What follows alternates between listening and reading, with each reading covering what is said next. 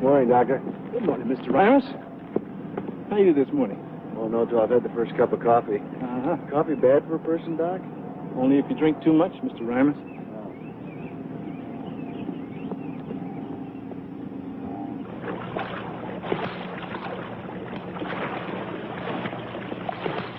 Hey.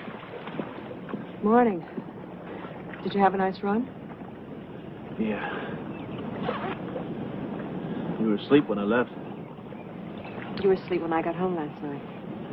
Well, you know me and the Late Show. Sure do. Staying home today? Well, I thought I'd go in this morning and bring some of those medical records up to date. I'll be back as soon as I can. Mac, it's Sunday. I know, but it's the only chance I get. Okay. Kids up?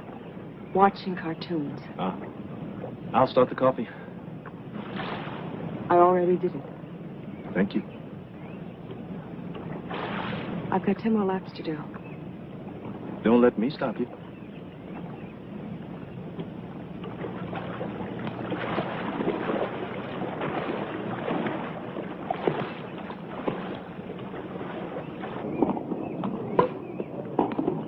Out! Game! Out? What do you mean out? 5 foot at least. Yeah, what's the score? 5-3. Okay. Yes, sir.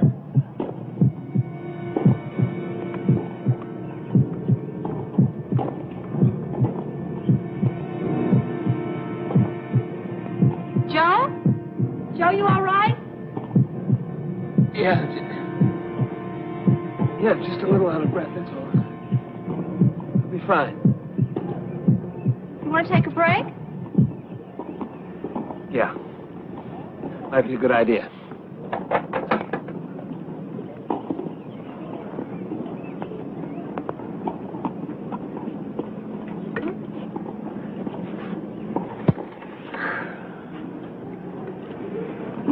Question. Only one. When does your wife get back in town? They get back tomorrow afternoon sometime.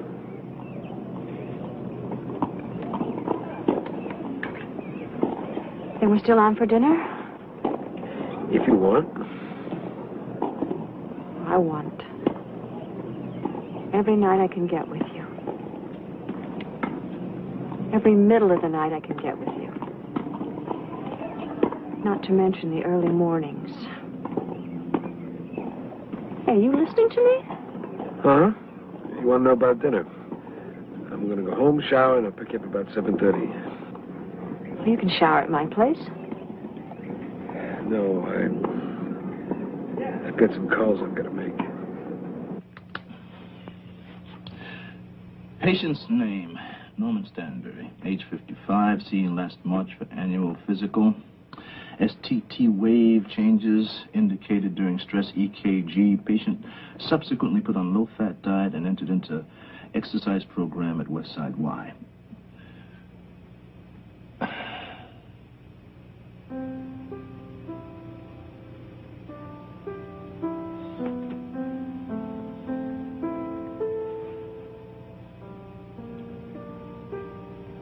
Patient's name?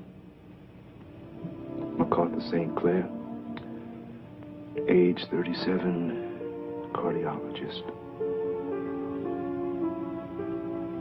Aneurysm of the marriage. Patient suffering severe anxiety and attempting to treat condition by working on Sunday afternoons in order to avoid confronting condition. Prognosis still in doubt. Treatment was fun. Putting head in the sand. Hello? Doctor service.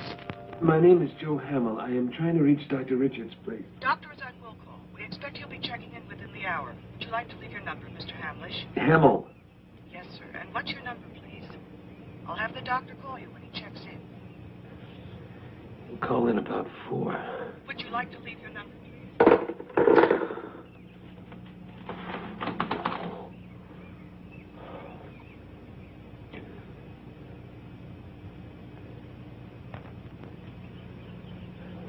Black guy. He's supposed to play tennis with.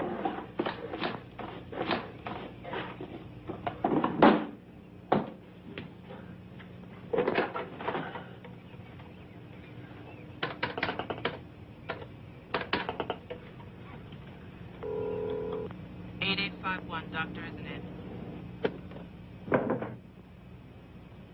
Hello, Dr. St. Clair.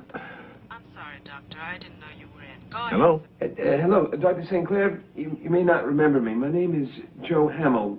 We met about 3 months ago at the Cancer Society's fundraiser. We talked then about getting together, trying to play some tennis sometime. Sure, I remember you, Mr. Hamill, but I'm afraid there's no way I can break loose to play any tennis today. You see, I'm pretty busy here trying to straighten out some records. No, Doctor, that's not why I'm calling. Maybe it is, really. You see, I was playing tennis earlier today, and I guess I pulled a muscle or something. Mr. Hamill, I'm sure rest and applied heat would take care of that very nicely. Right now, I'm trying to do some very important things. I've pulled muscles before, you know. This is not like any of those other times. I'm nauseous, and I've got a kind of pain that starts right below the breastbone and down my left arm, too. It sure looked like any other pull muscle I've ever had. Mr. Hamill, frankly, you caught me in a lie. I don't remember you. Forgive me. Could you tell me how old a man you are? 38. Uh-huh. Now, this pain down your arm, is it steady or does it throb? Steady. Is there anyone there with you, Mr. Hamill? No, I'm by myself. Mm-hmm. Where do you live? Monroe Street, near Talmadge. Not too far from Webster Memorial, then, huh? About 5 blocks. Okay. Now, I want you to humor me a little bit, Mr. Hamill. The chances are this pain you've got is nothing. But I think we better get you down to the emergency room at Webster Memorial. Check this thing out. The emergency room? No. Don't get hyper on me, Mr. Hamill. I'm a cardiologist, and that's the first thing we want to check out. Standard procedure. Just let me take a listen to your pump, and chances are you'll be home in time for your first martini. I'm on my way. Hamill? Hamill! Ah. Check. This is stupid. Yes. Stupid rules. Hospital. Stupid hospital. Right.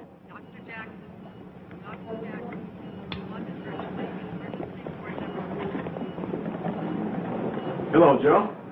How you feeling? Joe, huh? 15 minutes ago, you didn't remember my name. Well, I'm occasionally hypocritical. Answer my question.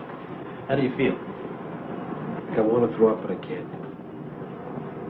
Much pain in your arms and your chest? A little bit. Maybe more than a little bit. All right, I want you to get up here. Take it easy. This lady's going to hook up a gizmo to you to see what's going on in there. If, in fact, anything is. You can take this chair back. Well, shouldn't I wait? What for? Well, if he's okay, I'm just going to have to wheel him back out. Look, I know about all the sacrosanct rules of He this house. called him stupid and you said, Doctor, cardiac arrest.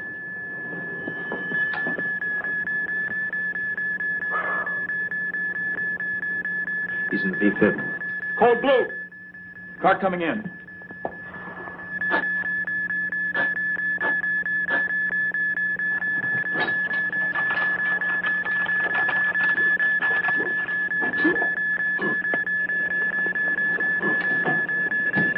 get an IV started. Let me have 400. 400. Stand clear.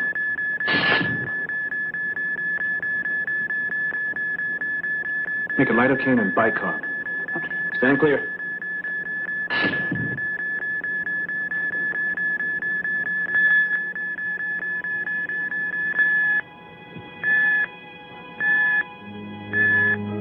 Okay. Looks like we got him back. Get that IV ready. Lidocaine drip. Get a 12 lead on him. Move it.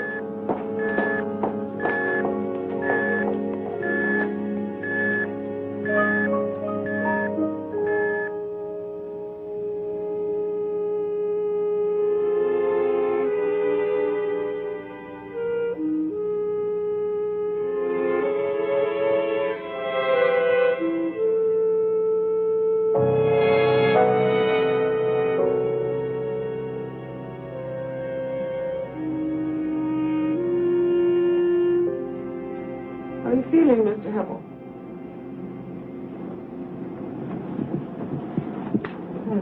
Here. This will help.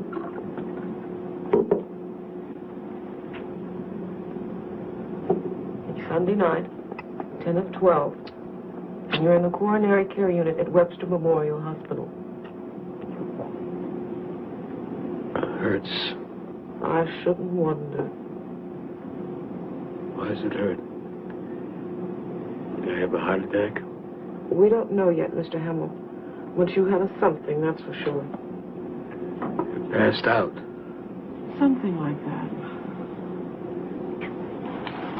What?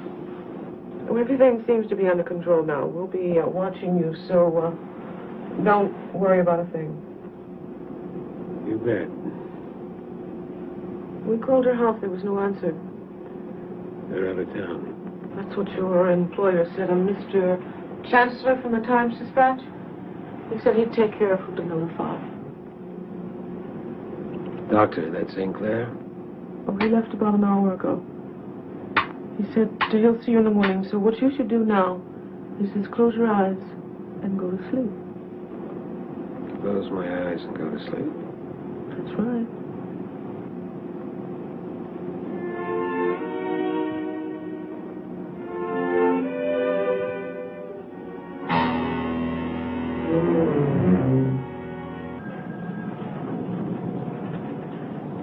Good morning, Stace.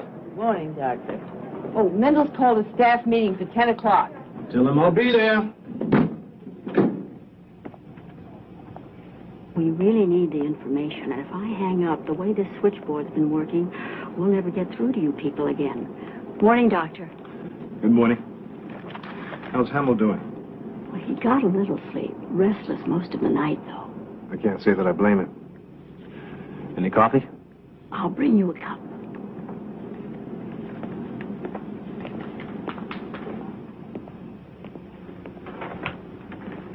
Good morning. Am I going to die?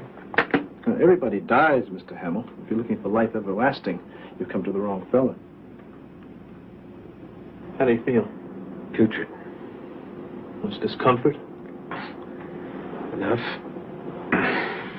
Well, hopefully that should dissipate pretty much by the end of the I day. didn't really have a heart attack today. I don't know yet. The test results aren't back. 38 is pretty young for a heart attack, isn't it? Any age is young to the person having the heart attack, Mr. Hamill, but like I said, we're not sure that's what you had. We still have a ton of tests to run. What's it about?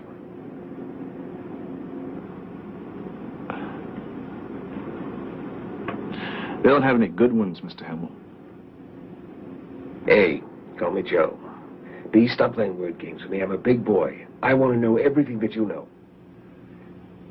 I want to ask you a favor. A. Okay. Joe. B. I don't know very much yet, and I'm not playing any word games with you. Now, an educated guess is that you might have had a heart attack, but we're not certain. Now, what is certain is that something did go wrong inside of there, and the quicker we find out what it is, the sooner we'll be able to deal with it, okay? Now, what's the favor? About visitors. One visitor at a time, 10 minutes out of every hour, as long as you're here in the coronary care unit. How long would that be? That depends on what those tests show. I might need 2 shifts, Doc. You just lost me. Well, there is this lady that I am involved with. Uh-huh. And there's my wife. I'd like the lady to be able to come with her own set of visiting hours. So that, she doesn't run into your wife. Right. Well, you let us know if the discomfort doesn't subside. If necessary, I'll increase the pain medication. In the meantime, I'll set up the rest of those tests. You get some rest for now, yeah? Then you won't set up this visiting hours thing? Mr. Hamill, Joe, I don't think it's the doctor's function to assist their patients in carrying on their affairs. Is it a doctor's function to make moral judgments about people he doesn't know? All right. We'll see. When the time comes. Mr. Hamill, can I get something for you? Yeah, I saw you give St. Clair a cup of coffee. I'm afraid not. Tea? Nothing with caffeine. What can I have? There's hot chicken broth, I think. So medical science has finally caught up with my mother.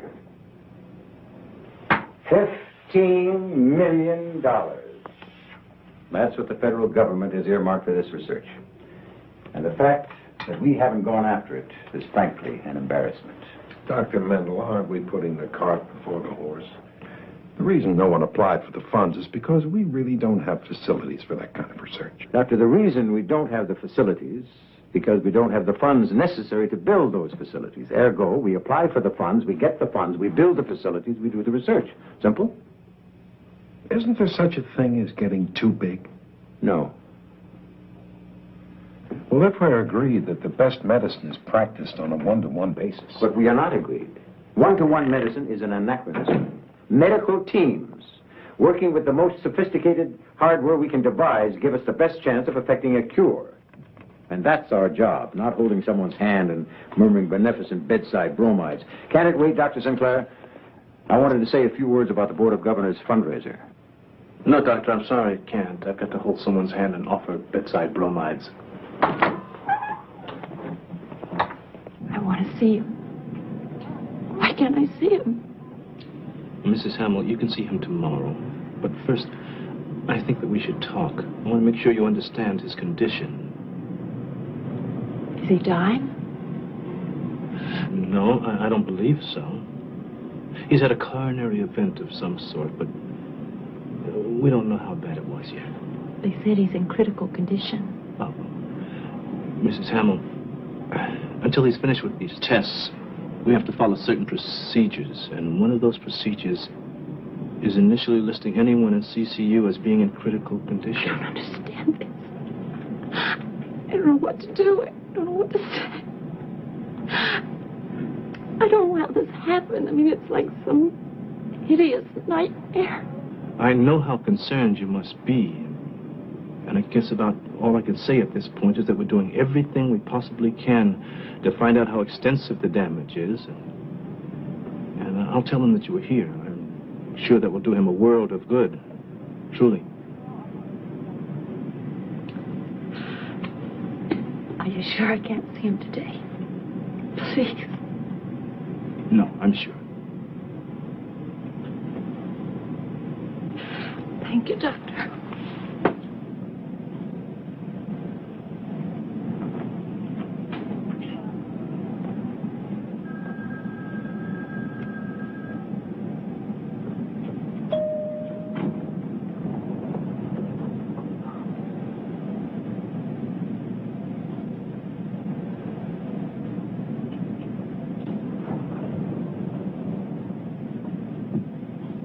No wonder he's got heart trouble.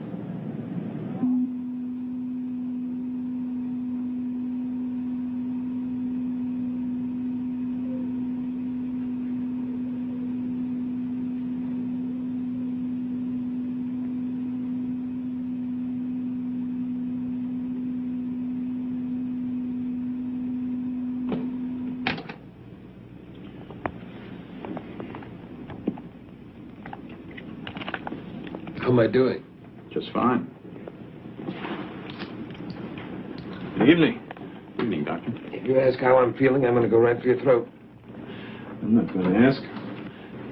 You slept well enough. You ate reasonably well. You've been able to cut back on your pain medication without you climbing the walls, so I'd say you're okay. What's the paper say? A few changes, but your enzymes are okay. So once we get you stabilized, I think I'd probably like to do a stress EKG on you. Whatever you say. Wish I could believe you meant that.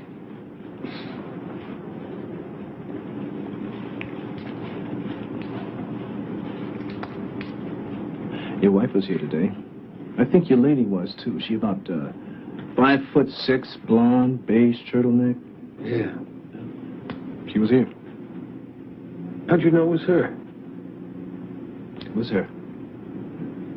When you get out of CCU, I'll set up that dual visiting shift you were talking about. But you won't like doing it, will you? No, I won't. Why? You can't be Catholic. Come on now, is that a new rule? We have to move to the rear of the Vatican now? I just meant it's not usual. But maybe you're not usual. Or maybe I'm not.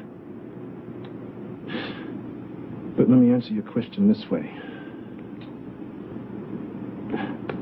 It's none of your business.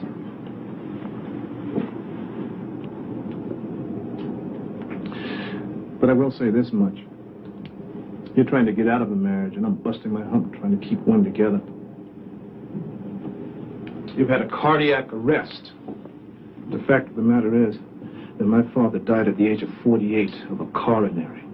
And if an insurance agent were to write us both up, your rates would probably be a lot lower than mine because of genetic factors.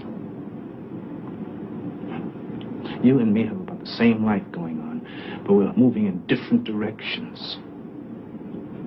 I don't mind admitting I have some very mixed emotions about you, Hamill. St. Clair, we're totally up to you. Would you save me? Well, it's a dirty job. But somebody's got to do it.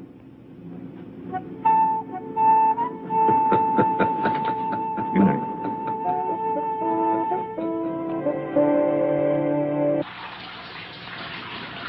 Hey.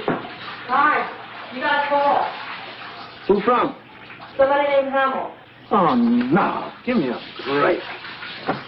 Why? Who's Hamill? Is he a doctor? He thinks so. What does that mean? It means that he's a patient who got out of CCU as of yesterday. Now that he has access to a phone, a patient who's going to drive me right up the wall. That's what it means. I believe the old-fashioned phrase is you got your goat. Yeah. No, I must admit it's a phrase I never wholly understood.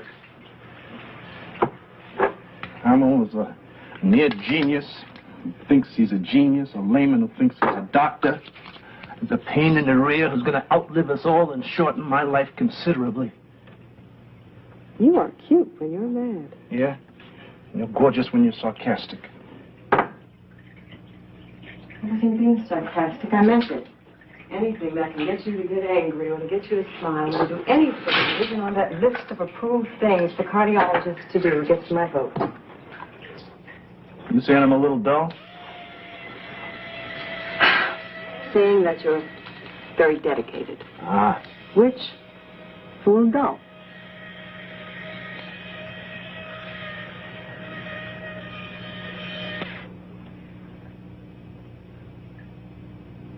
It's been a long 15 years, hasn't it?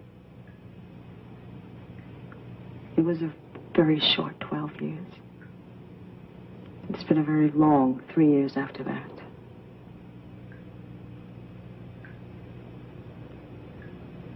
May I ask you a rough question? Sure. Are you having an affair?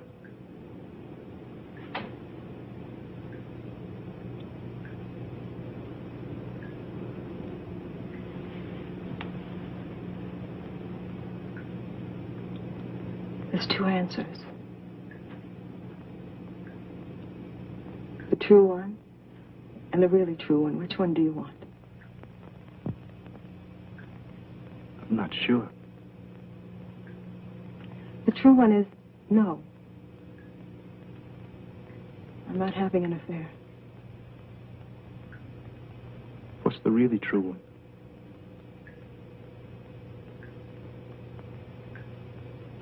The really true one is, no. I'm not having an affair anymore.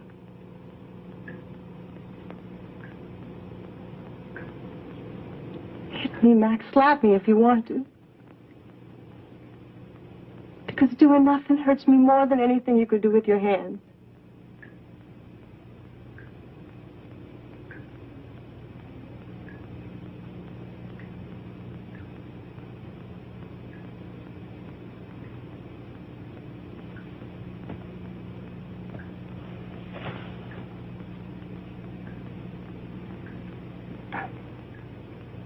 How did it happen? Us. I fell in love with a student. I lived with an intern and I married a doctor. Every step up was a step away. The more you were around dying, the more you closed yourself off. And the more you did that, the harder you were to touch. People need to touch, Mac.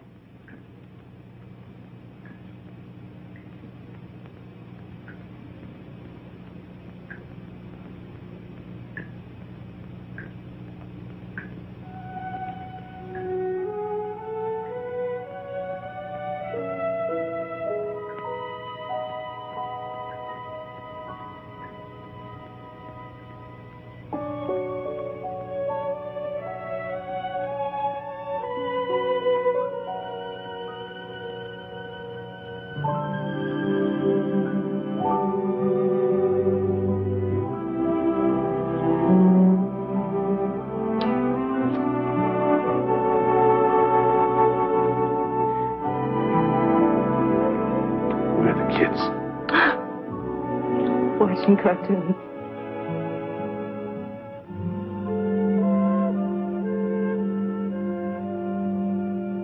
Let's not pull the plug on us yet. Okay? With one condition. Anything. To let this Hamill guy get you mad more often. It's good for you. Good for us. How about a transplant then? A transplant? Be serious. Doctor, I'm asking you a question and it concerns my heart. I can assure you I'm very serious. Okay. Hold up your hand. Turn it around. Now look at your little finger. The area of your heart that seems to be affected is about the size of your little fingernail. Not exactly worth ripping the whole thing out for. They're having a lot of success with transplants at Stanford. Yeah? And the reason they have is because they weed out crackpots like yourself who don't need that drastic procedure. Then what? A bypass? Hamill, will you give it a break? We still haven't finished some tests, but we already know by what we have so far that you don't need a bypass. Why don't I? Because you don't have a major cardiac insufficiency. Says who? Says your coronary angiogram. As interpreted by? Me. And I'm your doctor, and I'm very good at what I do. I know. I checked you out. You did what? Look, it's my heart. I made a few calls. I'm a newspaper man, remember? You ought to feel good you checked out okay. I wasn't aware that I needed to be checked out. Doc, we're not the Corsican brothers. I have another cardiac arrest. You don't die. I do. Doctor, could I get you some more milk or something? No, thank you, Mrs. Hamill.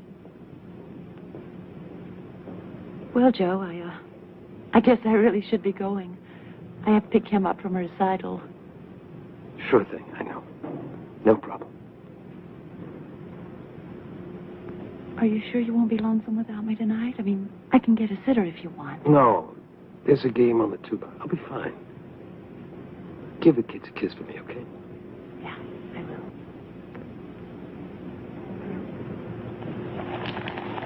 And I'll see you tomorrow then. Right. Tomorrow.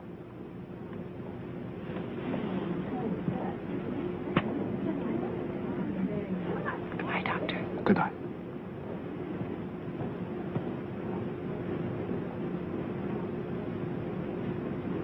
Nice lady. Very. Easier if she wasn't. You better get back. How about walking part of the way with me? Something I want to talk to you about. Something out of all those magazine articles you've been quoting to me? In a way, yeah. There's this one article that gives a point total to the important things that happen to you. Get over a certain number of points, and supposedly you're heading for trouble. I am already in enough physical trouble. I don't need any points added to my life. You follow me so far? It's tough, but I'm hanging in there. Okay, now, so if I decide to talk about a divorce with my wife... Hold it. Not another word. Look, you want to get a divorce, you get a divorce. You want to be with the other lady, you be with the other lady. But you leave me out of it. This is classic Lazarus Syndrome, and you can just leave me out of it. What is a Lazarus Syndrome? Patients who think that doctors are God-like miracle workers in all things. Now, I might be able to get your heart to start beating when it stops, but I can't make a decision for you. I can't, and I won't. Okay, fair enough. One more thing. One more short thing, Hamill. I have other patients, you know. About that Dr. Mendel guy who runs this place. Yeah? What about him? The guy I share a room with. Mendel's his doctor. He came in to see him last night late. Come on, Hamill. What? I'm pretty certain that your esteemed head doctor is a junkie doctor.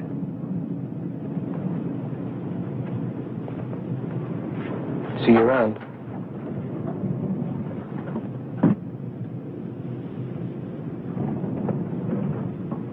What are you talking about? Dr. Mendel has one of the finest reputations of any... We'll talk.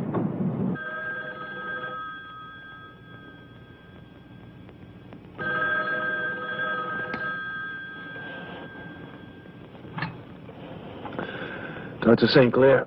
Good evening, Dr. St. Clair. I'm sorry you were unable to attend the board's fundraising banquet this evening. A number of people inquired about your absence, but I told them a man with your schedule couldn't be expected to waste his time on such mundane matters. Dr. Mendel? That's correct. You're calling me at 10 o'clock just to bless me out about not being at some damn banquet? Is that it? Not at all. I'm calling to thank you for your aid in helping me practice medicine. Dr. Mendel, I don't know what And I'm also calling to suggest we set up a meeting, you and I, so that you can explain some of the subtleties of medicine I obviously don't understand. Doctor, I still don't know what we're talking about, but if you want a meeting, we'll have a meeting. When and where? My office, in half an hour. Mendel's unhappy. Livid. What about? I don't know. It was either something I said, or something someone else said, or... Uh-oh. It's undoubtedly my fault, actually. The institution should keep top-notch doctors at work. We should avoid underbooking your caseload so as to force you into spreading your wisdom among other patients. Patients not your own. Doctor, I still don't know what you're talking about. We're talking about Albert Dominguez. A patient of mine who told me this afternoon he doesn't want the bypass. A patient of mine who told me he's now deciding he might want to be your patient. Why? I don't know. I never heard of the man. Never met him. That's your first lie, St. Clair. And I don't intend to let you get away with it. Doctor, I don't lie. You were introduced to Dominguez last Thursday. What room is he in? 516. Oh, he shares the room with a patient of mine named Joe Hamill. That's correct. Okay, so maybe I did meet him. But the name went in one ear and out the other. As far as I'm concerned, he's a guy... So you did lie. I forgot his name. Whatever. And I certainly didn't talk to him about his condition or your diagnosis of that condition. But you did talk to Mr. Hamill about a bypass in negative terms. Hamill does not need a bypass. Dominguez does. Then give it to him. I can't now. Why not? Because your Mr. Hamill has pointed out to Mr. Dominguez. They're both about the same age. They're both in after their first heart problem. They're both very much alike, so why should Mr. Dominguez run the risk of major coronary surgery while all you're recommending for Mr. Hamill is a rehab program of diet and physical reconditioning? Doctor, I regret that all this has happened, but you can't hold me responsible for having a motor mouth patient. I can. I do. I am. Here are Mr. Dominguez's records, Doctor. I want you to read them and study them closely. But, Doctor, that's not... And then I want you to tell Mr. Hamill to butt out talking with my people. Then I expect you to sit down and write me an apology. An apology? An apology for nearly costing Mr. Dominguez his life. Unless he consents to the bypass.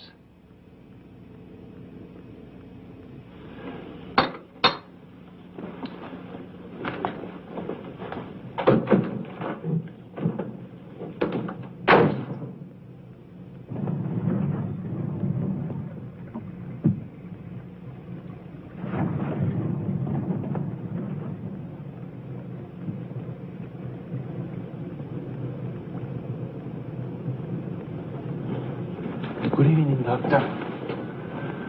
You must be Mr. Dominguez. We met last Thursday. So I'm told. What are you doing out here, Mr. Dominguez?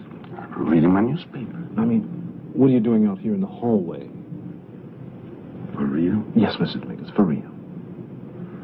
Well, if the nurse comes along, I tell her I'm heading for the John, you know. You have a laboratory in your room, Mr. Dominguez. I tell the nurse that Hamill is using it. I gotta go to the bath. You said your answer was going to be for real.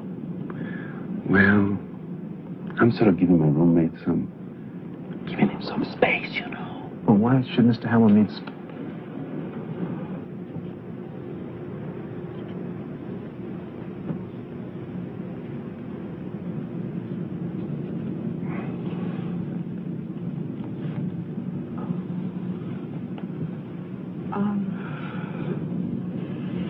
Dr. Sinclair.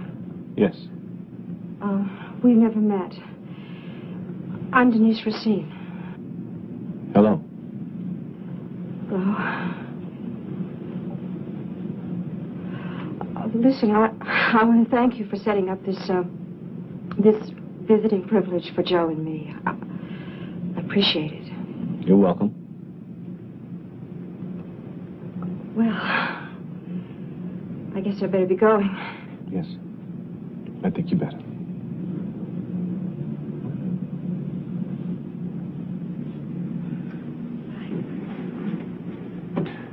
Mr. Dominguez, why don't you read your newspaper a little while longer?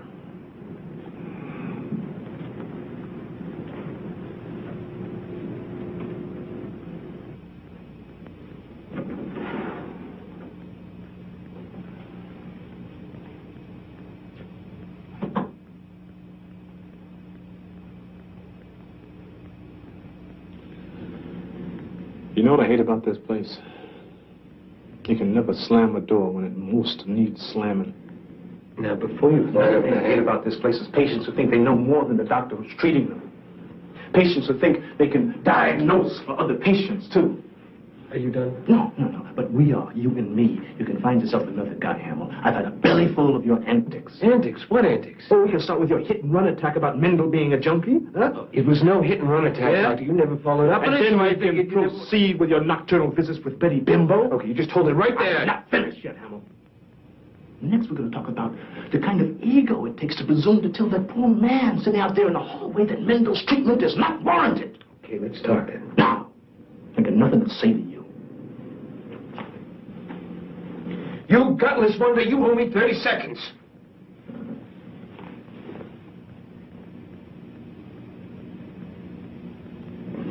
Cannot be expected to be taken seriously wearing one of these let-your-buns hang-out outfits. And I very much want you to take what I have to say seriously. Doctor, I have seen enough dope and enough people undoped to know what I'm talking about. Mendel throws down enough greenies to give a possum insomnia. I've seen him do it when he was in here talking with Dominguez. It's pretty dumb of him to do it in front of you, isn't it? A lot of doctors think people who are sick somehow get dumb because of it. Not true. Your Dr. Mendel is a speed freak. Check it out. Your 30 seconds are up. Okay. I did not tell Dominguez to scratch the bypass. I told him that he had a right to a second opinion. When he laid that on Mendel, the good doctor came unglued. He really blew his cork. A not uncommon overreaction for those hooked on uppers. Mendel's under a lot of pressure. No, he's not. Dominguez is the one under pressure. He's got a guy who wants to cut him open and put a scalpel to his heart. Now that's pressure, Doctor. That is pressure. If you ever call my fiancée a bimbo again, I am going to knock you on your can so hard you will need a plumber to remove the floor tiles.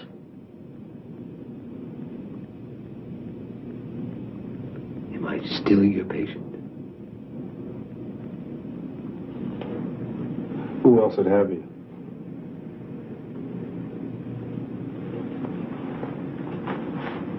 Good night, Mac. Good night, Joe.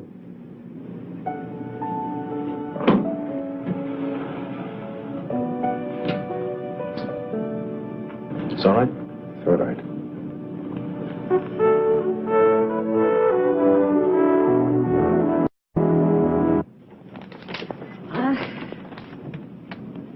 What's this?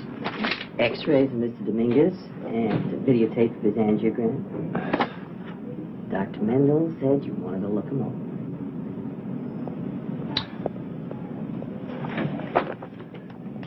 Says I wanted to look them over. Only if I don't choose to become a veterinarian.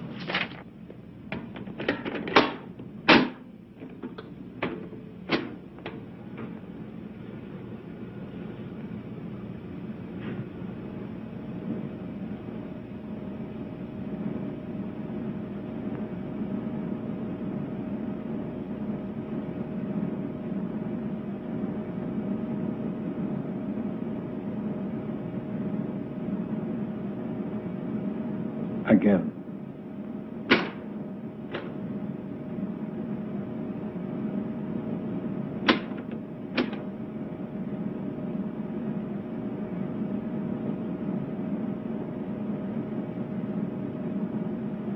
All right, that's enough.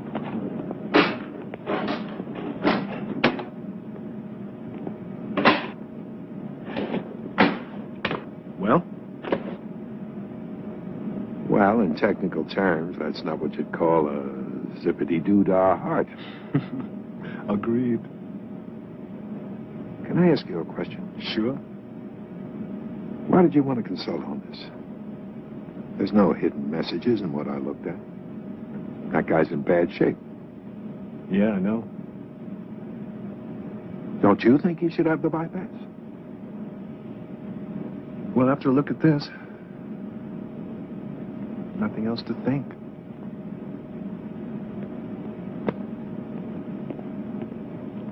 Mac, what'd you need me for?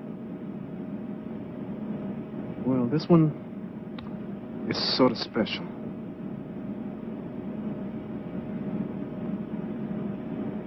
Thanks.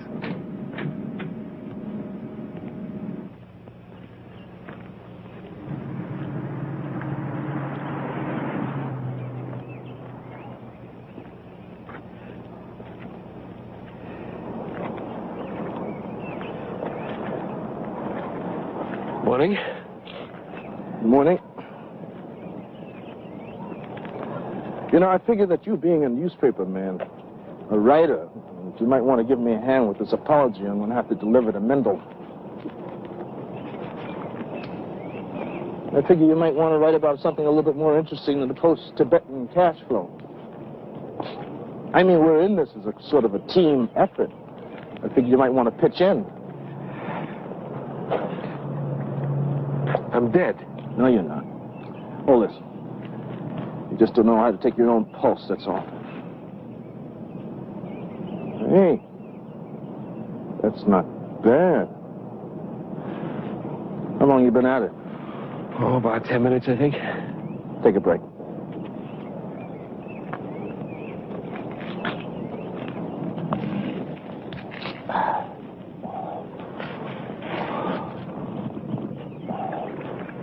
How come you're not yelling? What? Well, if you were really steamed, you'd be all over me. But you're acting almost friendly about this thing. Almost. How come?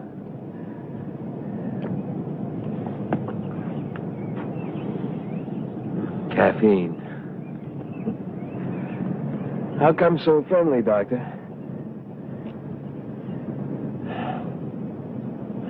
I saw something, Joe. What does that mean? It means that in going over the records that Mendel gave me, in looking at the angiogram and the EKGs, I saw something that doesn't exactly fit.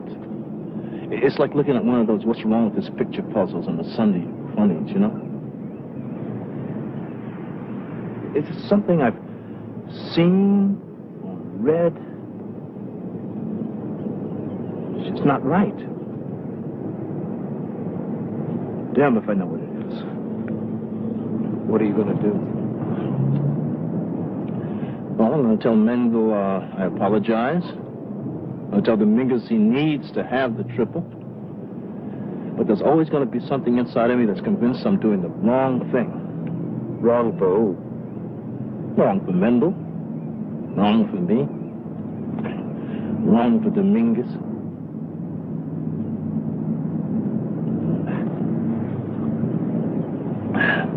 You better get back to work. I don't want an operation, though. If I can get better without an operation, then that's what I want to do.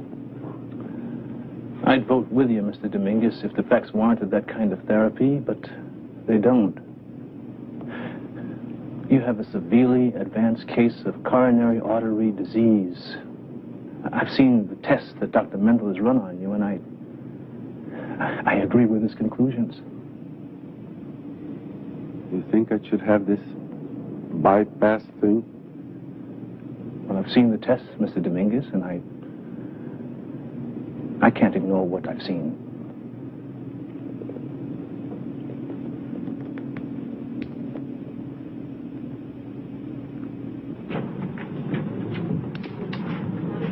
Got a minute? Sure. Come on in. I won't keep you long. I want to leave something with you. And I need a couple of favors. I've done about all I can with the visiting hours, Alan. No, I'm not talking about that. Won't be necessary anymore anyway. You spoke with your wife. Yeah. I didn't say anything we both didn't know already. I just said it out loud. She's doing okay, I think. Well, how are you doing? Tough duty for both of you, huh? Yeah, for sure. Anyway, that's not why I'm here, and that's not what the favors are about. Go. The floor nurse said that I might be discharged Wednesday. Is that right? Yes, it is. You'll be with the outpatient rehab program. Can I stay another day? Assuming that you don't need my bed for somebody really sick. Why? I mean, what's the point? The point is that Dominguez is being operated on Thursday morning, and the little guy's scared to death. He could use a friend. And if I could stick around another day, I might be able to be of help. No. Why? Because you won't be going back to your room. You'll be going directly to the cardiac post-op unit, and they'll probably be there the better part of a week. Can I watch the operation, moral support kind of thing? Ye gods, Hamill, no. The man's under anesthesia. Your moral support wouldn't be worth a zip. Nice thought, though. Well, now I don't want you to take this the wrong way, but I started out to be a reporter before they got me to this financial gig. And I've been asking questions and making notes since I got here. You writing a book? No, it's not my thing. But one thing I noticed, and don't get mad, is that this place isn't run for the patients. It's run to make doctors' lives easier and the nurses' lives easier. Sheep dip. That's sheep dip. Maybe, maybe not. But anyway, I made out a list. Suggestions. Improvements. Use it in good health. For people who are in poor health. Hamill. Thank you. No sarcasm intended. None meant, none taken.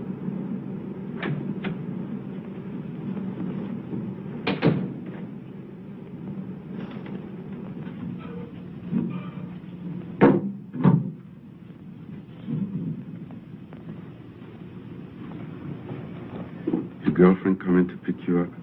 Yeah, do any time. I'm gonna miss you, man. Hey, I'm going to be in the outpatient program. I'll be here 3-4 times a week. You ever think of dying?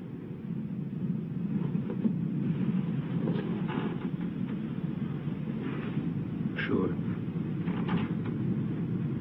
I'm afraid. I'm afraid I might die tomorrow, man. I think anytime anyone opens you up like that, you've got a right to be afraid. You'd be an idiot not to be. Come here a second.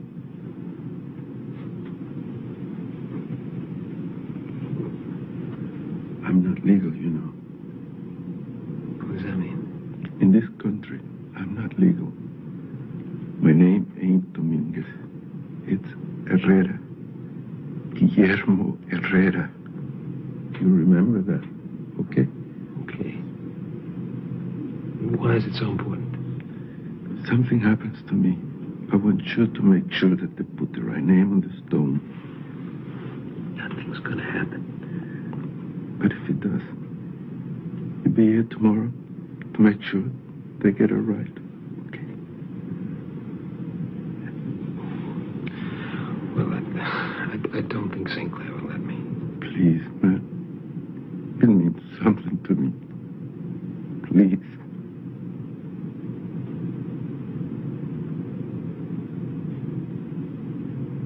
I'll be here. What about this one?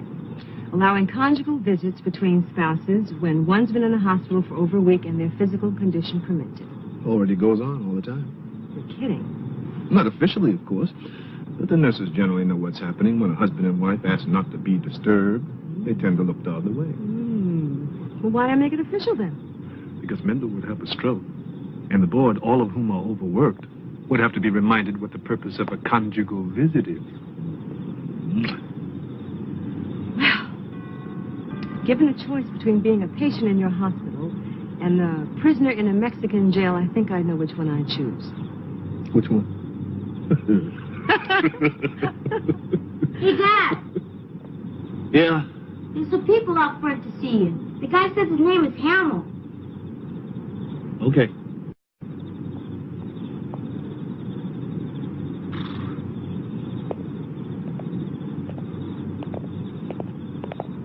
Dominguez asked me to be there for Pete's sake. I could not say no to the poor guy. No, of course not. Not after all he's done for you. Standing sentry duty and whatnot. I was striving for cardiovascular benefits.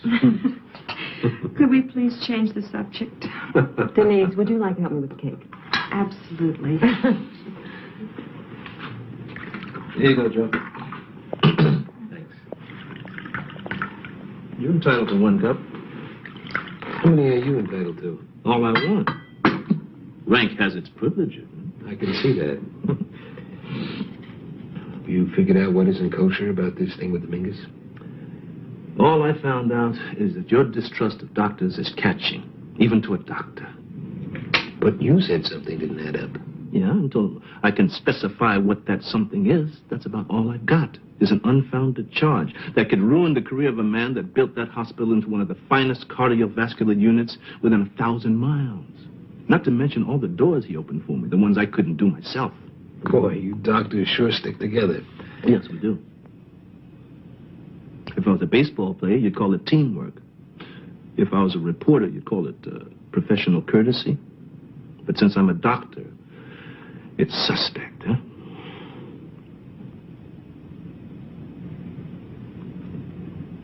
Can I watch the operation? Is it possible? Yes, you can. There's an amphitheater, but I wouldn't advise it. How come? Because I'm afraid that if you watched Dominguez being opened up, you'd have a heart attack. That's how come. Can you think of a better place?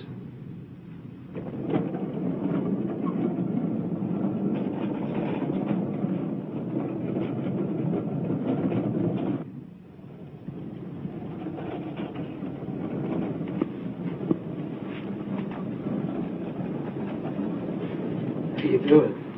I'm Gossett. I got me a front row seat for this thing. Anything goes wrong, you near the guy that goes. Nothing is going to go wrong. Be a piece of cake. I was in a car accident when I was a kid. They operated on me then. Take out some ribs here. I guess this is a little more complicated. Piece of cake, I'm telling you. There's a postcard on my nightstand next to my bed. It's got the address of my family on it. something was screwy, you'll write and tell them? Nothing's gonna happen. It does? Yeah. Go take care of him. Don't worry.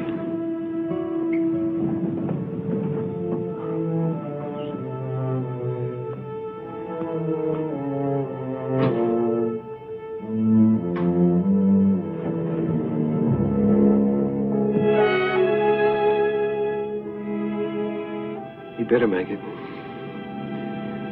Because if he doesn't,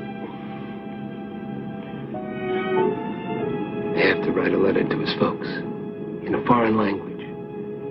Tell them that their son is dead. And put it in a way so they don't get too upset. That's going to take some kind of letter. Okay, people, let's go.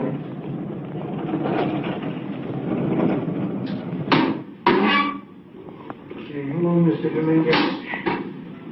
Okay, we're just going to scoot you over to this other table here. Okay, there you go.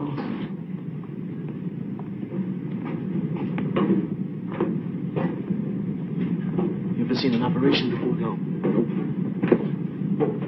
Ever been in an operating room before? No.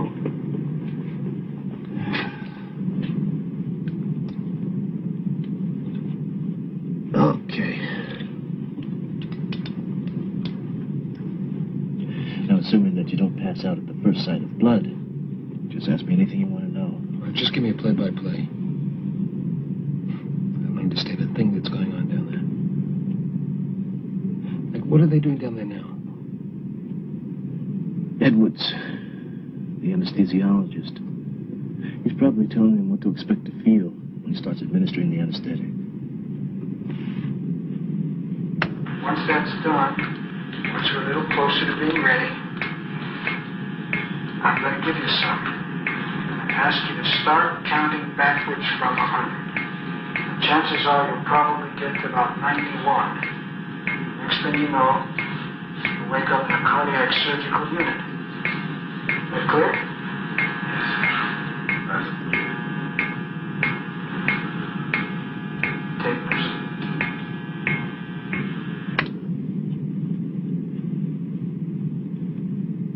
Poor, terrified human being.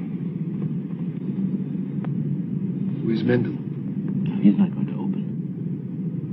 What? And don't get bent out of shape, Hal.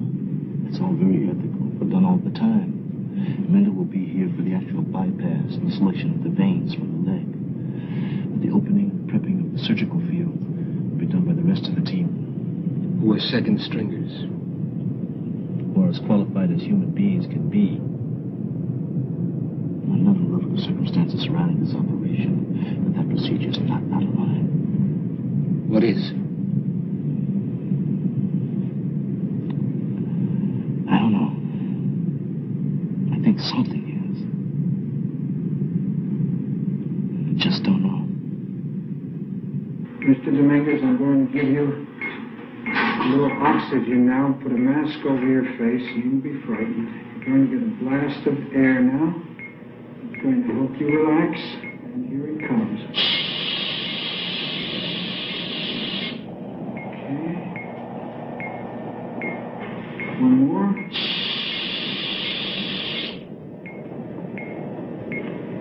All right. Now, start counting backwards from 100. 100.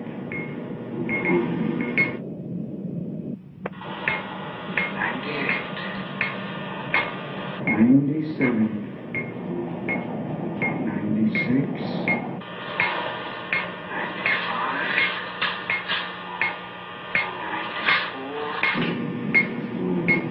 93, 92, 91. Endoscope.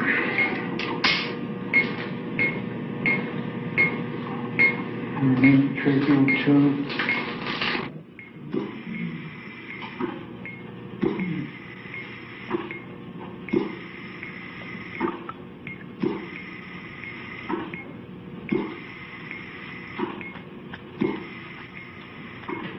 that some kind of disinfectant? What? The stuff they're putting on him, is that some kind of disinfectant? He had ribs. What? The guy in the angiogram. And the x-ray I looked at, he had all of his ribs.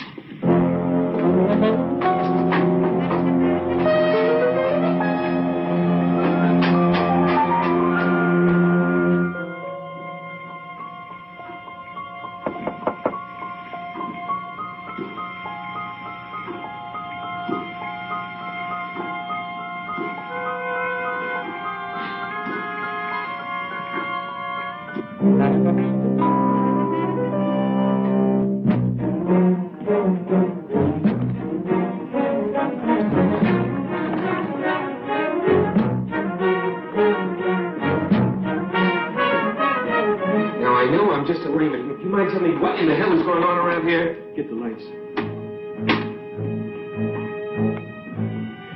In 1953, his record said that he was in a car accident, and 2 of his upper ribs were surgically removed as a result. That's not him. It's not him. Look, will you fill me in? This is an angiogram. That's what had me convinced that a bypass was a necessary procedure. But Mendel gave me somebody else's angiogram.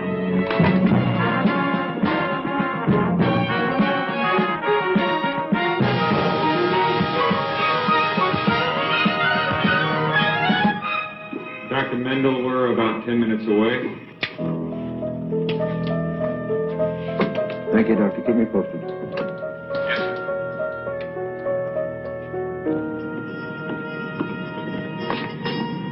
This is my job. You stay here.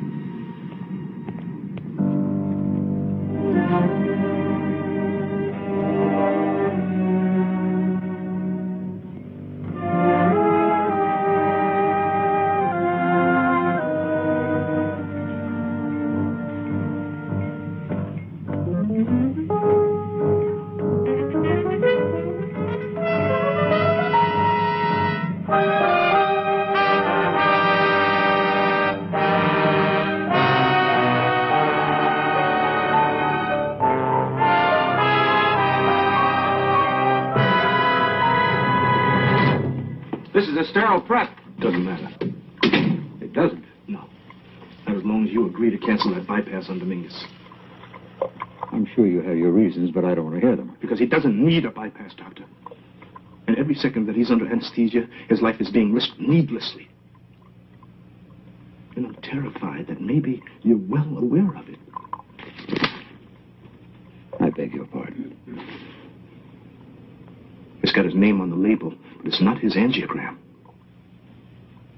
Well, maybe some names got mixed up. Maybe. Hopefully that's what happened. But either way, he doesn't qualify for this kind of procedure. In your opinion? Doctor! Are you going to perform a triple on the basis of a wrong angiogram? Almost ready for you, Doctor. He's in good shape. Thank you, Doctor. That operation can't take place. I won't allow it. You won't allow it? St. Clair, will you grow up? His heart is strong enough to take it. But he doesn't need it. That's unnecessary surgery, which is unnecessary risk. St. Clair, you and I go back a lot of years. And there's an oath that goes back a whole lot farther. You try to stop this operation, you'll never practice medicine in this hospital again. And if you go ahead with it, you'll never practice medicine anywhere. So help me God.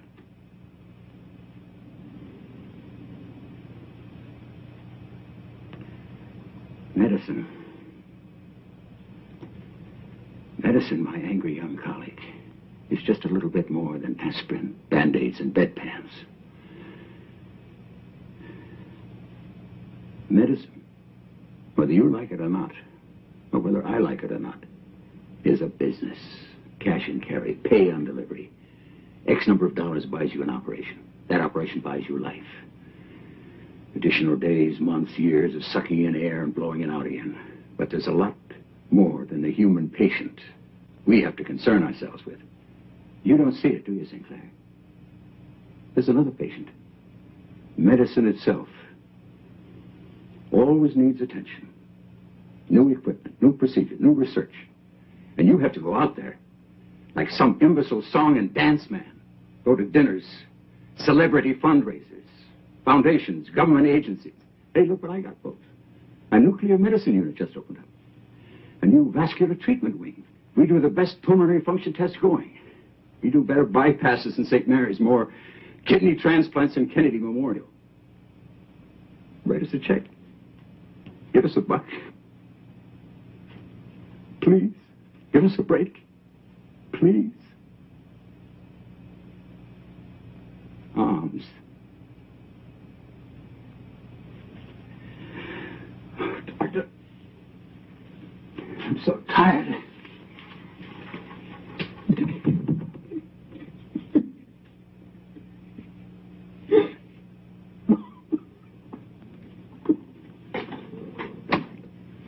Doctors, this is Dr. St. Clair. To cancel the surgery. Dr. Mendel is not feeling well.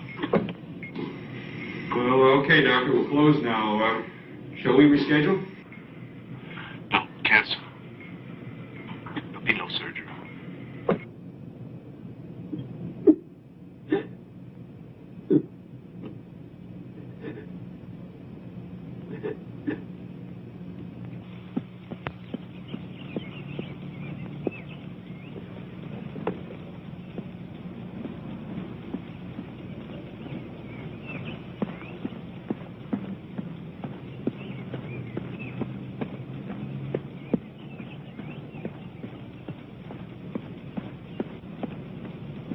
When you get to the water fountain, check your pulse. And take a 1-minute break.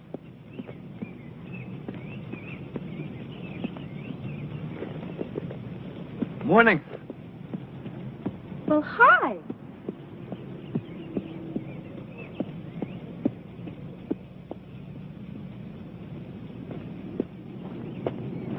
Good morning. Hiya. I'm here every morning. First time I ever saw you. What's up? Digging for clams. Always best at low tide. Tide's really low this morning. Funny. Real wet. Hey, What?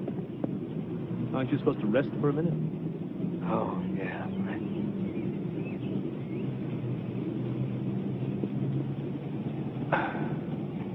The reason why I'm here this morning is that I was at a meeting at the hospital late last night. Mendel resigned. Good. I'm sort of taking his place. How do you sort of take his place? Well, they offered me the whole thing, but I turned it down. I figure that's 2 jobs, really. It's what got Mendel in the bind in the first place. Always wearing 2 hats at the same time. I told him I'd like to find a guy who knows about money, knows about the financial community, who could share that half of the job. A guy with whom I could share the responsibility of running that place. You got any candidates? Yep. What's the pay like? Probably not as much as you'd make at the newspaper. How did I get into it? That just kind of came into my head. Anyway, if it was you we were talking about, there's no question you'd make more money at your old job. The old job, of course, being one of the factors that put you in the hospital in the first place. In charge of expenditures, money, logistics. With one proviso. What? If you ever at any time countermand any order given by any doctor in that hospital, I'll feed you cholesterol cocktails until you croak. How about one proviso on my end? Go. Patient has a complaint. Complaint of any kind, he comes to me. Not to the doctor, not to the nurse, but to me, a guy who's been there. A guy who knows how scary 3 o'clock in the morning can be in that place. I can live with that. But can you live with me? Time's up, Hamill.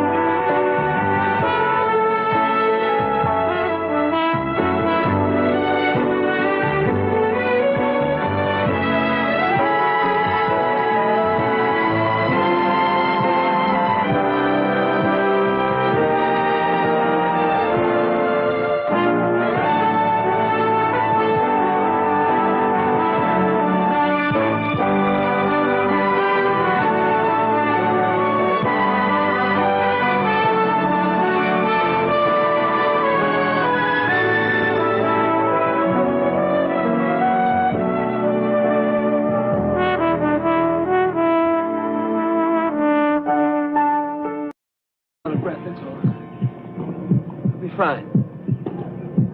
You want to take a break? Yeah. Might be a good idea.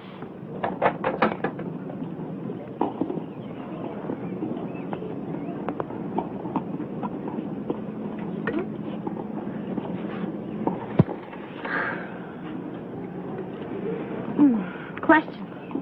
Only one. When does your wife get back in town? They get back tomorrow afternoon sometime.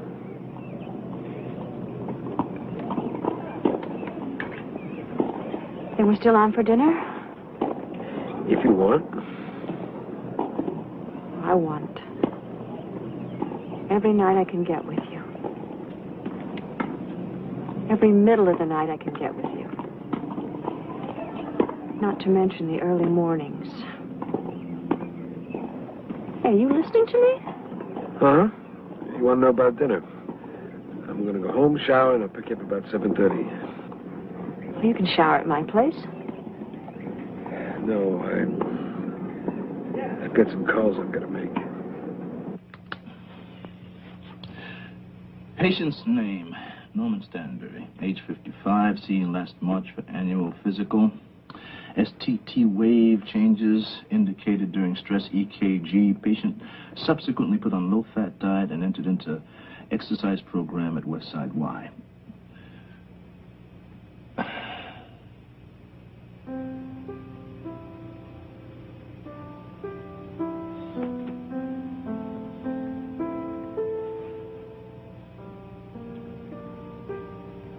Patient's name, MacArthur St. Clair, age 37, cardiologist. Aneurysm of the marriage. Patient suffering severe anxiety and attempting to treat the condition by working on Sunday afternoons in order to avoid confronting condition. Prognosis still in doubt. Treatment was thought. Putting head in the sand. Hello? Doctor service. My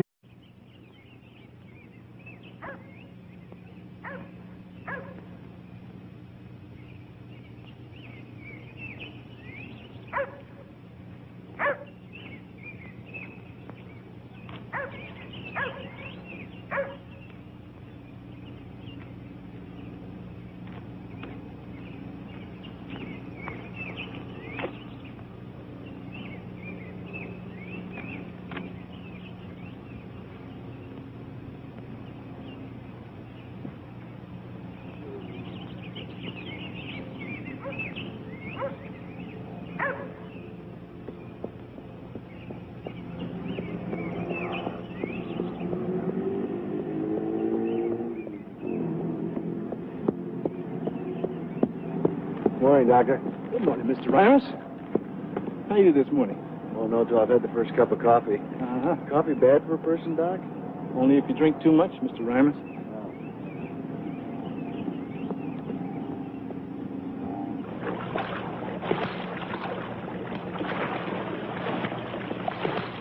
Hey.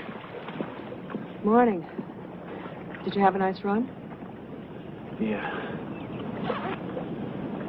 You were asleep when I left. You were asleep when I got home last night. Well, you know me and the Late Show. Sure do. Staying home today? Well, I thought I'd go in this morning and bring some of those medical records up to date. I'll be back as soon as I can. Mac, it's Sunday. I know, but it's the only chance I get. Okay. Kids up? Watching cartoons. I'll start the coffee. I already did it. Thank you. I've got 10 more laps to do. Don't let me stop you.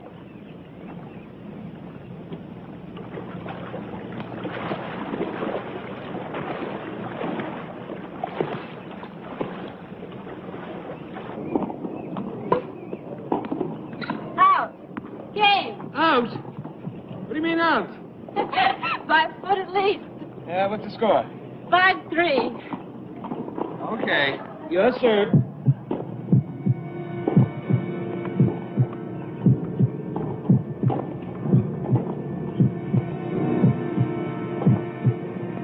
Joe?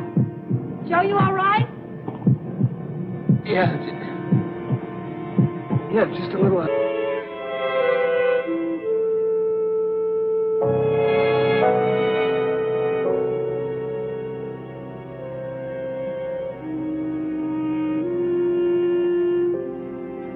How are you feeling, Mr. Hamill?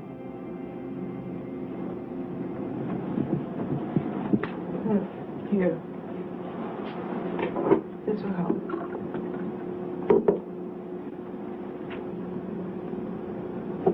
It's Sunday night, 10 of 12. And you're in the coronary care unit at Webster Memorial Hospital. Hurts. I shouldn't wonder. Why does it hurt? Did I have a heart attack? We don't know yet, Mr. Hamill. But you had a something, that's for sure.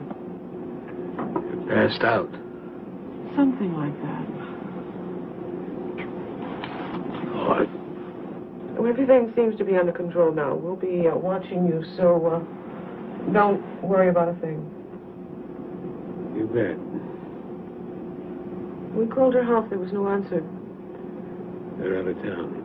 That's what your employer said. Mr. Chancellor from the Times-Dispatch. He said he'd take care of who to notify. Doctor, that's St. Clair? Oh, he left about an hour ago. He said he'll see you in the morning, so what you should do now is just close your eyes and go to sleep. Close my eyes and go to sleep. That's right.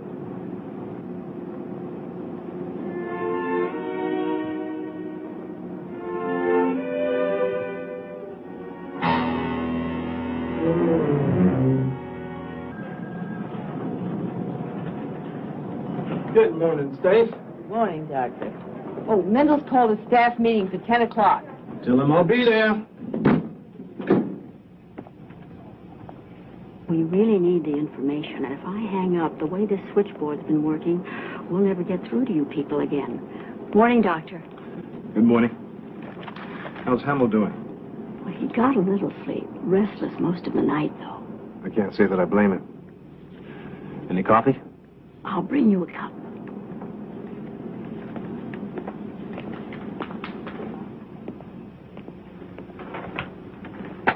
Good morning. Am I going to die?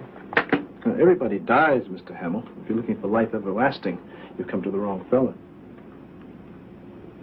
How do you feel? The room at Webster Memorial. Check this thing out. The emergency room. No. Don't get hyper on me, Mr. Hamill. I'm a cardiologist, and that's the first thing we want to check out. Standard procedure. Just let me take a listen to your pump, and chances are you'll be home in time for your first martini. I'm on my way. Hamill? Hamill! Ah. Check. This is stupid. Yes. Stupid rules. Hospital. Stupid hospital. Right.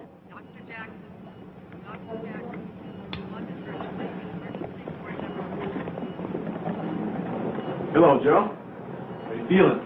Joe, huh? 15 minutes ago, you didn't remember my name. Well, I'm occasionally hypocritical. Answer my question. How do you feel? I want to throw up, but I can't. Much pain in your arms and your chest? A little bit. Maybe more than a little bit. All right, I want you to get up here. Take it easy. This lady's going to hook up a gizmo to you to see what's going on in there. If, in fact, anything is. You can take this chair back. Well, shouldn't I wait? What for? Well, if he's okay, I'm just going to have to wheel him back out. Look, I know about all the sacrosanct rules of He this called him stupid and he said, Doctor, cardiac arrest.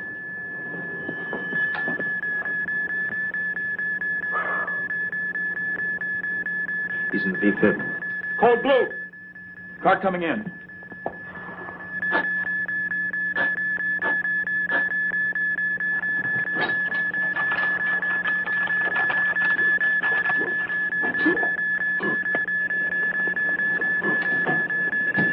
Get an IV started.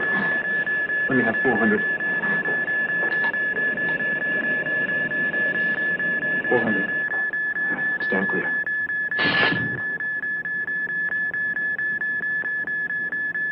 Make a lidocaine and bicarb. Okay. Stand clear.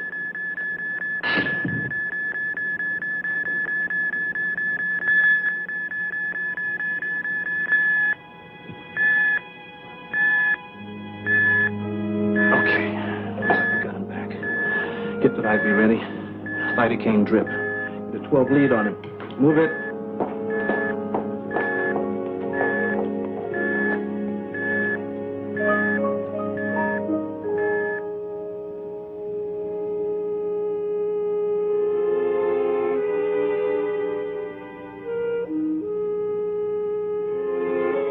My name is Joe Hamill. I am trying to reach Dr. Richards, please. Doctor is on will call. We expect he'll be checking in within the hour. Would you like to leave your number, Mr. Hamlish? Hamill. Yes, sir. And what's your number, please? I'll have the doctor call you when he checks in. We'll call in about 4. Would you like to leave your number, please?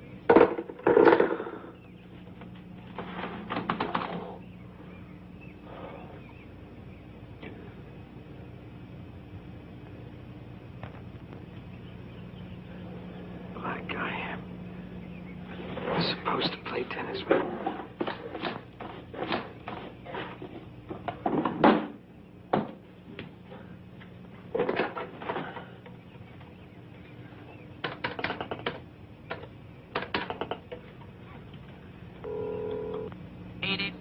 Doctor isn't in. Hello, Dr. St. Clair. I'm sorry, Doctor. I didn't know you were in. Go ahead. Hello? Hello, Dr. St. Clair. You may not remember me. My name is Joe Hamill. We met about 3 months ago at the Cancer Society's fundraiser. We talked then about getting together, trying to play some tennis sometime. Sure, I remember you, Mr. Hamill, but I'm afraid there's no way I can break loose to play any tennis today. You see, I'm pretty busy here trying to straighten out some records. No, Doctor, that's not why I'm calling. Maybe it is, really. You see, I was playing tennis earlier today, and I guess I pulled a muscle or something. Mr. Hamill, I'm sure rest and applied heat would take care of that very nicely. Right now, I'm trying to do some very important things. I've pulled muscles before, you know. This is not like any of those other times. I'm nauseous, and I've got a kind of pain that starts right below the breastbone and down my left arm, too. It sure looked like any other pull muscle I've ever had. Mr. Hamill, frankly, you caught me in a lie. I don't remember you. Forgive me? Could you tell me how old a man you are? 38. Uh-huh. Now, this pain down your arm, is it steady or does it throb? Steady. Is there anyone there with you, Mr. Hamill? No, I'm by myself. Mm-hmm. Where do you live? Monroe Street, near Talmadge. Not too far from Webster Memorial, then, huh? About 5 blocks. Okay. Now, I want you to humor me a little bit, Mr. Hamill. The chances are this pain you've got is nothing. But I think we better get you down to the emergency